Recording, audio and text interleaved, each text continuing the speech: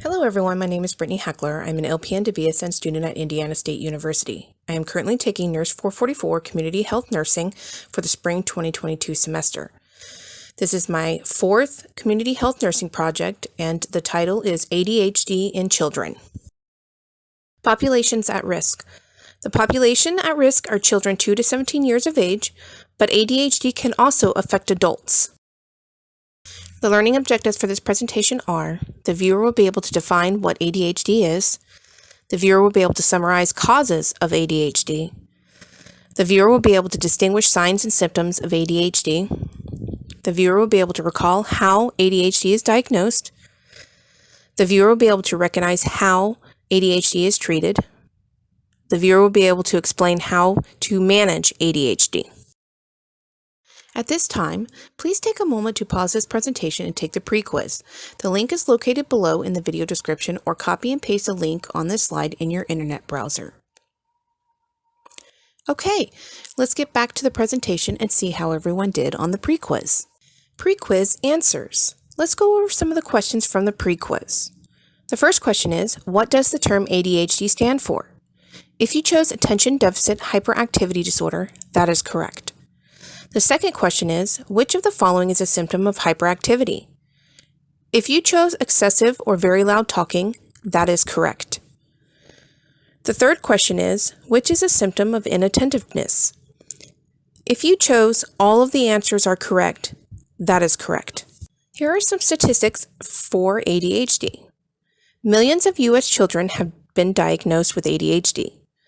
The estimated number of children ever diagnosed with ADHD, according to the National 2016 Parent Survey, is 6.1 million, which is 9.4%.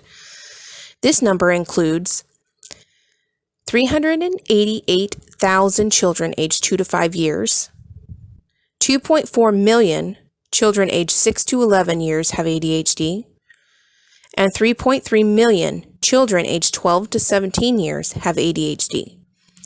Boys are more likely to be diagnosed with ADHD than girls. That's 12.9% compared to 5.6%.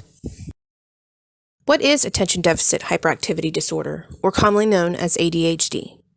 ADHD is the most common neurodevelopmental disorder in children. It usually is diagnosed in children and often lasts into adulthood. ADHD in children may cause them to have trouble paying attention, controlling impulsive behaviors. They may act without thinking about what the result will be, or be overly active. There are 3 different types of ADHD. The first is predominantly inattentive presentation. This means it's hard for the child to organize or finish a task, to pay attention to details, or to follow instructions or conversations. They are easily distracted, or they forget details of daily routines. The second one is predominantly hyperactive impulsive presentation.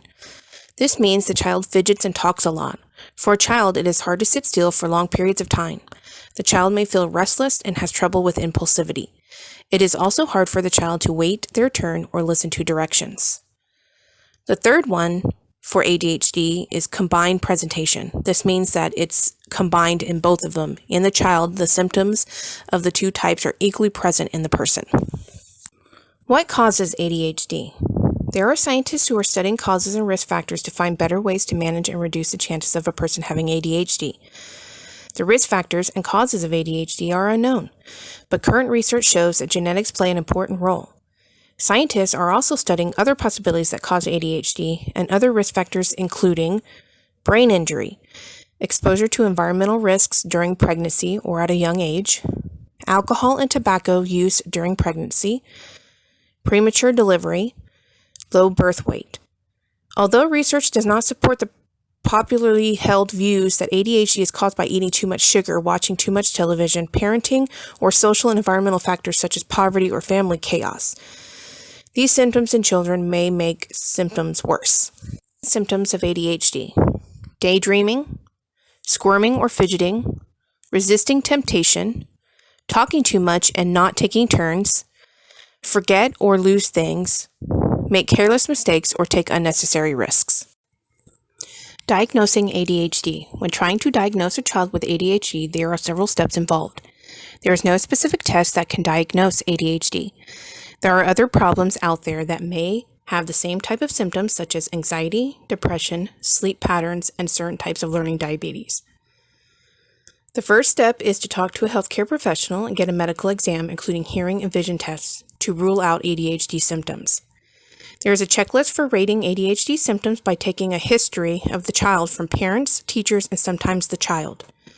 A diagnosis can be made by a mental health professional like a psychologist or a psychiatrist, or by a primary care provider like a pediatrician.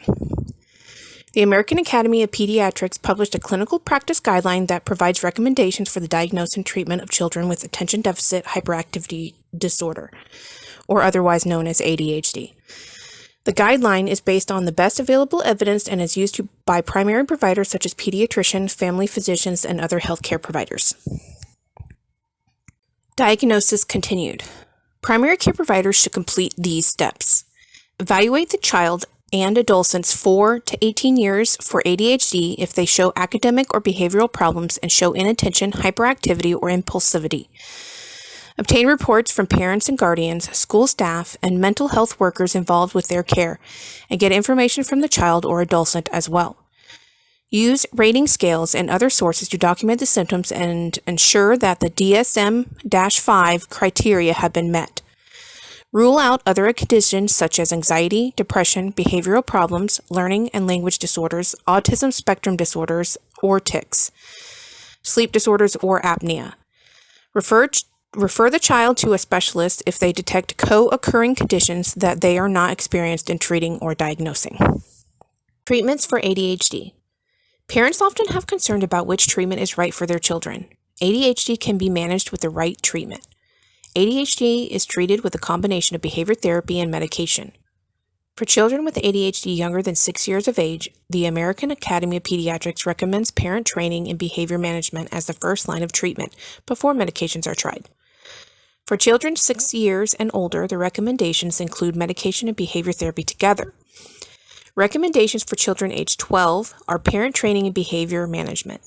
For adolescents, the recommendation is other types of behavior therapy and training. Good treatment plans can include close monitoring of whether and how the treatment helps the child's behavior. Behavior therapy. ADHD affects not only a child's ability to pay attention or sit still at school, it also affects relationships with family and other children. Behavior therapy is a treatment option that can help reduce these behaviors. The goal is to learn or strengthen positive behaviors and eliminate unwanted or problem behaviors. Behavioral therapy can include parent training in behavior management, behavior therapy with children, behavioral interventions in the classroom, peer interventions that focus on behavior, organizational skills training. All of these approaches can be used together. Medications for the use of ADHD. Medication can help children manage their ADHD symptoms in their everyday life and can help control the behaviors that cause difficulties with family, friends, and at school. There are several different types of medications that are FDA approved to treat ADHD in children as young as 6 years of age. Two of the medications are stimulants and non-stimulants. Stimulants are the best known and most widely used medications. There are between 70 to 80% of children with ADHD who have fewer ADHD symptoms when taking these fast-acting medications. Non-stimulants were approved for the treatment of ADHD in 2003. They do not work as quickly as stimulants, but they are effective for up to 24 hours. The effects of medications are different for each child. Some side effects can include decreased appetite or sleep problems. Different medications and doses may need to be trialed to find an appropriate medication that works for the child. Tips for parents. The following are suggestions that may help with your child's behavior. Create a routine. Try to follow the same schedule every day from wake-up time to bedtime. Be an organizational icon. Encourage your child to put school bags, clothing, and toys in the same place every day so that they will be less likely to lose them. Manage distractions. Turn off the TV, limit noise, and provide a clean workspace when your child is doing homework. Some children with ADHD learn well if they are moving or listening to background music. Limit choices. To help your child not feel overwhelmed or overstimulated, offer choices with only a few options. Be clear and specific when you talk with your child. Let your child know you are listening by describing what you heard them say. Use clear, brief directions when they need to do something. Help your child plan. Break down complicated tasks into simpler, shorter steps. For long tasks, starting early and taking breaks may help limit stress. Discipline effectively. Instead of scolding, yelling, or spanking, use effective directions, timeouts, or removal of privileges as consequences for inappropriate behavior. Create positive opportunities. Children with ADHD may find certain situations stressful. Finding out and encouraging what your child does well, whether it's school, sports, art, music, or play, can help create positive experiences. Provide healthy lifestyle. Nutritious food, lots of physical activity, and sufficient sleep are important. They can help keep ADHD symptoms from getting worse. Resources. There are many great resources out there for information on ADHD. I have listed 4 below. The first is the Center for Disease Control. The second is American Academy of Child and Adolescent Psychiatry. The third is National Institute of Mental Health. And the fourth is the National Alliance on Mental Health. References. Please take a few minutes to review these references that I have listed here. This is where I've got most of my information for my presentation. It provides a lot of information about ADHD symptoms, diagnoses, medications, things like that. So please check them out. Thank you for viewing this presentation. After this slide, please take a moment to take the post quiz. The link is located below in the video description, or copy and paste the link on this slide on your internet browser. Thank you again.